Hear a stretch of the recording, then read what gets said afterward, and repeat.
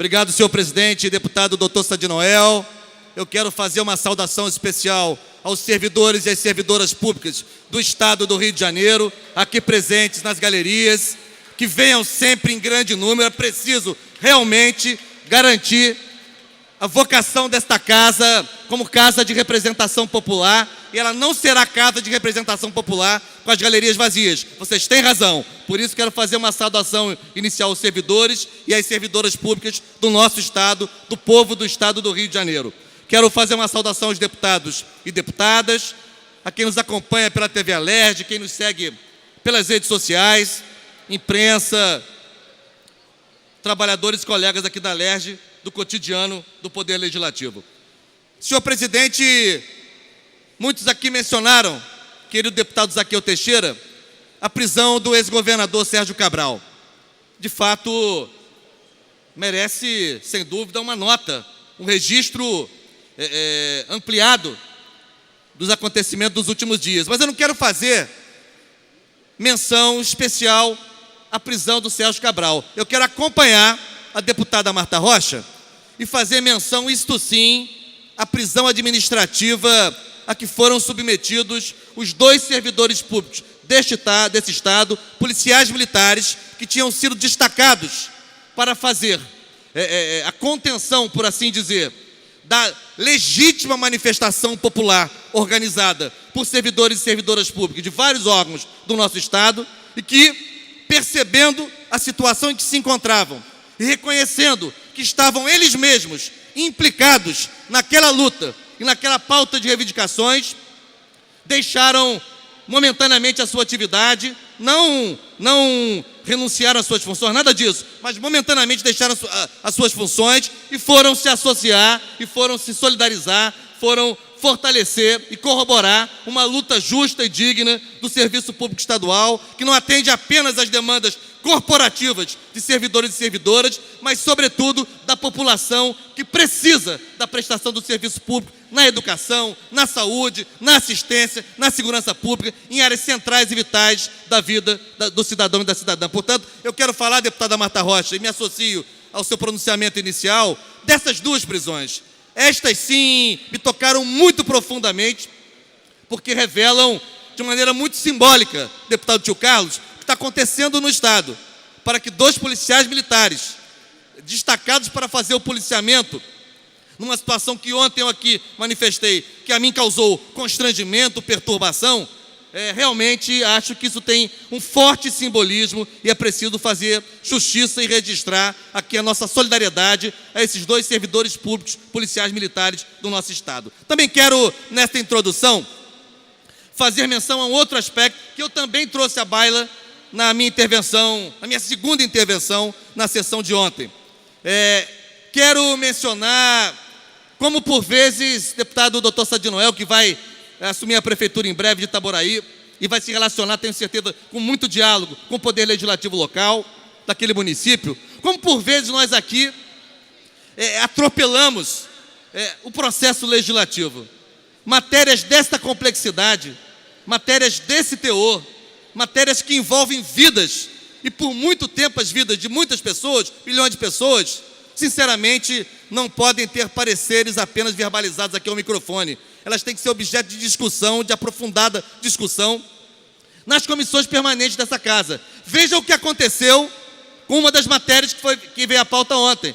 Ela esteve na comissão de orçamento, e na comissão de orçamento discutida, debatida, veio para cá melhorada e aprimorada. Portanto, quero aqui falar da importância de, além da mera recepção dos pareceres aqui ao microfone, no microfone de à parte, que a gente pudesse ter sobre essas matérias uma profunda discussão. E mais, eu concordo com o Julianelli, entendo o gesto político e a demanda para que se devolvam as mensagens, mas o que a gente precisa fazer aqui é derrotar essas mensagens, discuti-las e derrotá-las, rejeitá-las, porque elas são atentatórias, não apenas ao servidor público, mas atentatórias à grande parcela do povo do Estado do Rio de Janeiro. E aí eu quero falar, em primeiro lugar, da matéria que saiu de pauta de acordo com o que prevê o regimento interno da Casa. Quero falar da Fundação CEPERJ,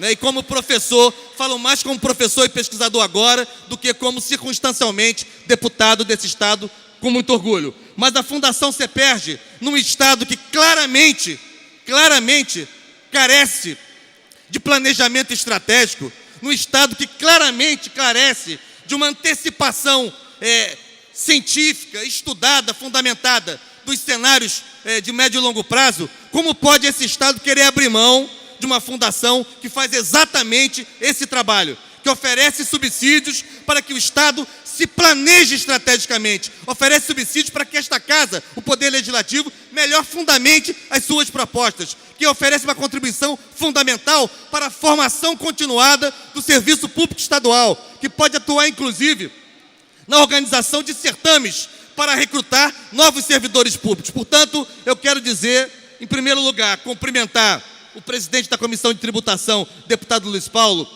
que fez a questão de ordem, mas dizer que, assim como já tinha votado anteriormente, jamais contaria com apoio, com o nosso voto para a extinção, para a supressão da Fundação CEPERJ, que deve sim ser fortalecida e aprimorada para o bem do Estado do Rio de Janeiro e para que ele de fato tenha capacidade de se planejar estrategicamente. Também queria, senhor presidente, falar da matéria que restou. E aí muitas intervenções que me antecederam me contemplam, e eu quero simplesmente destacar 3 ou 4 pontos que me parecem fundamentais. O primeiro deles é dizer não apenas da inconstitucionalidade flagrante, como já foi aqui mencionada, como já foi aqui explicada, inclusive com a ajuda que recebemos da OAB, do Ministério Público, de outros órgãos como a Defensoria, mas quero dizer também da crueldade e da covardia de que se reveste esta mensagem. De crueldade e covardia, por quê? Em primeiro lugar, deputado Jânio Mendes, que acabou de disputar uma eleição, disputou com brio, disputou com garra, disputou de maneira crítica, propositiva, em alto nível, aliás. E lamento muito, respeitando sempre o voto popular, mas lamento muito, conhecendo Vossa Excelência e o seu trabalho, que não tenha sido ainda esta a sua vez para assumir a Prefeitura de Cabo Frio. Mas por que falo da questão eleitoral? Porque grande parte deste pacote, deputado Zaqueu, grande parte desse pacote seria amplamente rejeitado nas urnas, se tivesse sido apresentado ainda durante o processo eleitoral. O governo foi covarde em primeiro lugar, porque usou de maneira ardilosa o calendário eleitoral, que muitas dessas propostas, se a crise do Estado já se desenha há muito tempo, o que impediu o governo do Estado de mandar essas mensagens há mais tempo? O que impediu foi a certeza, a convicção de que são matérias rejeitadas por grande parte do povo do Estado do Rio de Janeiro. Essa é a primeira dimensão da covardia. A segunda, nós já sabemos, é o ataque frontal aos mais pobres, aos mais afetados, aos mais carentes, além do servidor público, da população do Estado que precisa do serviço público e das políticas sociais que ele tenta extinguir, mas que nós vamos barrar aqui também. Portanto, eu quero mencionar, para além da dimensão da forma, e sobre a forma, e quanto à forma, a inconstitucionalidade, ela é flagrante, mas no conteúdo e na intencionalidade, no conteúdo, no mérito e no espírito, são matérias não apenas inaceitáveis, como se disse aqui, mas são matérias cruéis, covardes e abomináveis. Portanto, nós precisamos enfrentar esse debate. Eu quero aqui aproveitar a ocasião para, ainda no meu tempo, mencionar o seguinte, presidente, que a gente está tão tomado, está tão concentrado em torno desse pacote de maldades, que muitas vezes questões igualmente seríssimas deixam de fazer parte das nossas intervenções aqui na tribuna. E eu quero mencionar, já perto de concluir, e a Comissão de Educação fará uma reunião sobre o tema no próximo dia 30 de novembro. Eu quero mencionar aqui, na forma de denúncia, os diferentes rumores que se avolumam sobre o fechamento de escolas estaduais para o ano de 2017. Em vários municípios deste estado, em várias regiões desse estado, circula, por enquanto ainda a bocas pequenas, com órgãos, com setores da Secretaria de Estado comunicando as coordenadorias e estas comunicando ainda sorrateiramente as direções de escolas, mas na região, na Baixada Fluminense, deputado Zaqueu, no leste fluminense, Itaboraí, doutor Sadi Noel, em São Gonçalo, vários desses municípios e regiões começam a manifestar preocupação com o iminente fechamento de escolas estaduais para o ano de 2017. Então, um governo que não dialoga, um governo que não cumpre as pactuações, sequer aquelas construídas e mediadas pelo Poder Legislativo, um governo que não faz o seu dever de casa, e é por isso que é preciso, sim, que este parlamento, como falou a deputada enfermeira Rejane, agora a gente precisa, e de uma vez por todas, presidir as nossas intervenções e os nossos votos a partir da nossa consciência. Esse poder aqui tem a capacidade, tem o papel de legislar, mas tem o papel de fiscalizar. Tem 4 grandes investigações que precisam ser feitas por esse Poder Legislativo, pelo menos.